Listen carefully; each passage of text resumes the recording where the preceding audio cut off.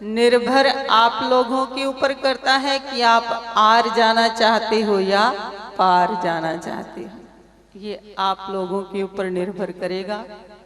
लेकिन हम उनसे एक बात जरूर कहेंगे, अगर फूल खिलता है तो उसकी खुशबू आए बिना नहीं रहती। दीपक जलता है तो उसकी प्रकाश होता ही होता है। आप अगरबत्ती जलाते हो तो उसकी सुगंध आती ही आती है।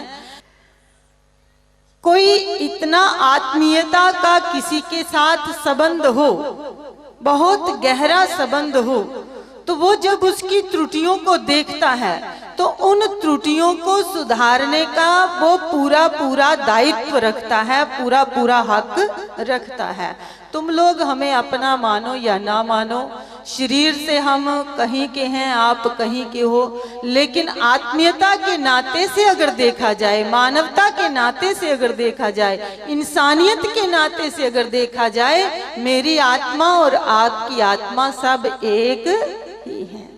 तो संत का यही प्रयास रहता है कि बस वो जिस प्रसन्नता के अंदर आप रह रहा है, उसी प्रसन्नता के अंदर पूरे समाज को भी डिबो करके रख दे। इतना मात्र हमारा आपसे अगर कोई मतलब है, ये मत सोचना कि भुवनेश्वरी देवी बरनाला में आई है शायद इसको कोई मतलब होगा। अपना अपना नजरिया होता है। तो ये कहते हैं महाराज जी, हम चाहते हैं कि शहर के अच्छे अच्छे लोग जो हैं वो जुड़ें, लेकिन एक बात आज कान खोल करके सुन लेना कि हम आप लोगों के साथ कोई संबंध बनाने नहीं आए हैं, क्योंकि हमने संबंध जिसके साथ बनाना था उसके साथ बना लिया। हम जानते हैं, संसार के संबंध को अच्छी तरह जानते हैं, ये कब तोड़ करके फेंक दे इसका कोई पता नहीं है। इसलिए इस भूल में मत रहना कि भुवनेश्वरी शायद हमें जोड़ने के लिए अपने साथ आई है। हाँ, एक के साथ जोड़ने के लिए अवश्य आए हैं। वो प्रयास हमारा जारी है, जारी रहेगा। जब तक इस तन के अंदर एक एक श्वास है, तब तक हमारा ये प्रयास जो है वो जारी रहेगा। और वो प्रयास क्या है कि हम ज्यादा से ज्यादा उस परमात्म तत्व के साथ जुड़ें। क्यों? क्योंकि ईंट जब पकती है ना, तो पक्की ईंट को ही किसी इमारत में लगाया जाता है, किसी मंदिर में लगाया जाता है, किसी हवेली में लगाया जाता है। कोई भी कच्ची ईंट किसी के काम आती है? नहीं, कोई उसको लगा करके राजी है? अगर लगा भी दे कोई और गल जाती है, बारिश नहीं सहन कर पाती, थोड़ा सा पानी लगने से वो गल जाती है, इमारत को गिरने का डर हो जाता है। इसलिए हमारा ये प्रयास है आप सब के लिए, मात्र एक ही है, चाहे वो किसी भी तरह से बताएं।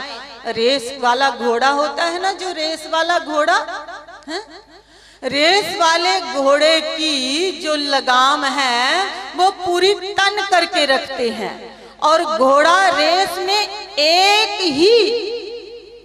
ही दौड़ में दौड़ता चला जाता है। और अगर उस घोड़े की रेस को कभी कस दिया जाए, कभी ढीला कर दिया जाए, तो वो घोड़ा जो है अपना संतुलन खो बैठता है और रेस के अंदर बेचारा पराजित हो जाता है। तो ये हम कसे रहें, प्रभु के नाम के साथ जुड़े रहें, तो मुझे लगता है कि हम पराजित नहीं होंगे। आप लोगों के बीच जो कल बार बार चर्चा चल रही थी कि परमात्मा ने हमें बहुत कौशल दिया है, परमात्मा ने हमारे अंदर बहुत ताकत भरी है, परमात्मा ने हमारे अंदर बहुत क्षमताएं भरी हुई हैं। क्यों ना हम उनका सदुपयोग करें भैया। हमारा तो ये प्रयास है आप सबके लिए कि उसका सदुपयोग करो, ज्यादा से ज्यादा करो। और कई बार व्यक्ति जब सफलता की ओर अग्रसर होता है तो उसको असफलता का सामना भी करना पड़ता है, लेकिन जो असफलता से घबरा जाता है, निठल्ला होकर के बैठ जाता है, आलसी होकर के बैठ जाता है कि मुझे तो असफलता ही मिल रही है, तो फिर वो जिंदगी में कभी सफल नहीं हो पाता। एक बात हमारी याद रखना, हमें याद आ रही है न्यूयॉर्क में एक फोर्ड कंपनी है, कार बनाने वाली फोर्ड कंपनी। फोर्ड कंपनी वालों ने एक बार एक विज्ञापन निकाला कि ब्रेक जो है ये हमें दर्शाती है कि हमारा जीवन जो है वो कितना कीमती है।